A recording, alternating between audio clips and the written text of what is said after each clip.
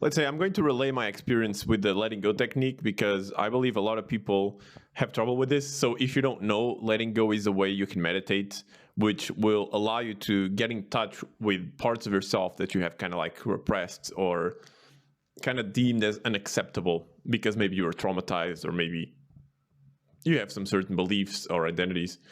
And I want to touch upon this because this is very important. Also, with regards to the whole, let's say, levels of consciousness videos that I've made, if you don't know how to do this kind of meditation, if you don't know how to let go, you will essentially not be able to rise up to the next level. So the technique itself, the way I go about it is I just close my eyes and I try to replay scenarios that are very triggering. So I try to replay that time where I was nervous, that time where I was scared of conflict, that time where I was really attacking myself and felt really weak or really unsure.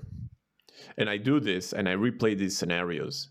And from here, what I try to do is I try to feel comfortable within my body. I try to feel as if it's okay to feel what I'm feeling.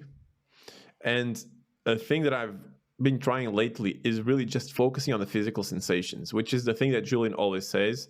But to me, in all honesty, it didn't yield many results, but I'm trying it again. So you feel and you focus on these things and you allow yourself to feel and experience whatever comes up and you just stay with it and you honor it.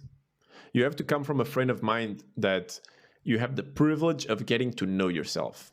That's ultimately what it comes down to, getting to know yourself and being okay with who you are. Because otherwise you'll always live within this little island, within the bigger you.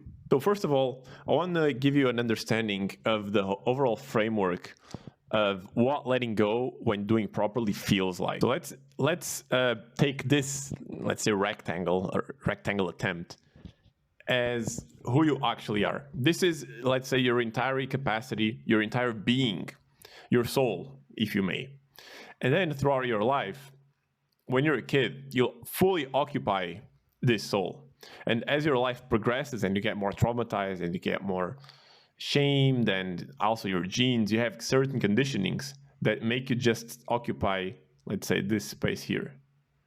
And this is all of you which you allow yourself to be, just within this area. And all this other space outside, you don't allow yourself to be. And so the letting go technique, what it does is it looks from this inside place, it looks outside to try and allow you to reclaim more of you. So if you start letting go, you start to reclaim and own more aspects of you. You can start to expand this area and you can start to conquer these parts here like this, and you'll start to conquer another part like this, and so on and so forth. And so when you let go, you'll notice that you're doing the right thing when you start to feel the sense of spaciousness, this sense of ease in your body. For example, in my opinion, a lot of what psychedelics do is they also expand you like that. Basically, psychedelics, what they do is that they disrupt the synaptic pathways in your brain, which are basically the highways of your thoughts, which condition you to believe that you can only be this part. And it gives you the freedom to roam around in the entirety of you. And that's why you feel so connected to yourself. That's why people report having these mystical experiences. In my opinion, it's nothing else than you just being connected to your soul and to your essence. And so if you're letting go correctly, this is what you should start to experience more and more. You start to feel more comfortable in your body. Overall, this technique will allow you to, as I said, be freer.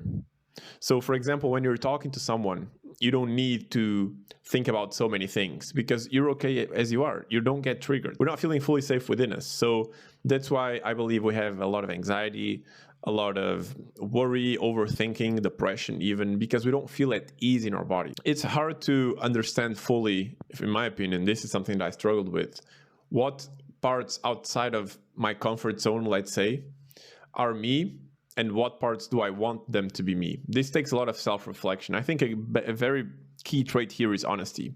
What do I mean by this? So let's say that you have a friend and he's like super extroverted and happy and, just talks to everyone. And then you think to yourself, is this someone who I want to be, or am I just going to play a character to be like him? I think the only way you get to know whether something is you or not is if it's actually original. When you do it, you don't feel like you're playing a character, if you don't feel like you're imitating your friend, if you feel like it just came out naturally, and if you feel like you were like that before and you somehow lost it, then that's probably you. That's probably who you actually are. So that has been the video. Thanks for watching, and I'll see you in the next